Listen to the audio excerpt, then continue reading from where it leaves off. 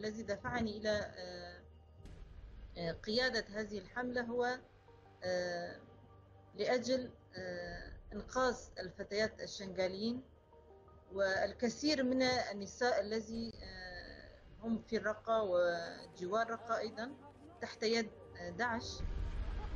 قاتلت في الجبهات الأكثر الأمامية، والآن أيضا ننضم إلى هذه الجبهات.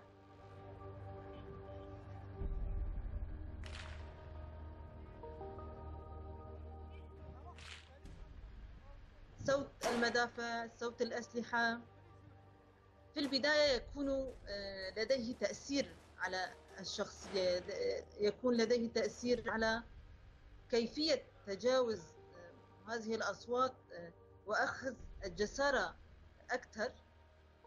أستطيع القول أن المجادلة لأجل وكأن المرأة أيضا تستطيع أن تأخذ مكانها ضمن كل شيء، وبأنها ليست صغيرة وبأنها ليست قليل العقل وقليل الشخصية.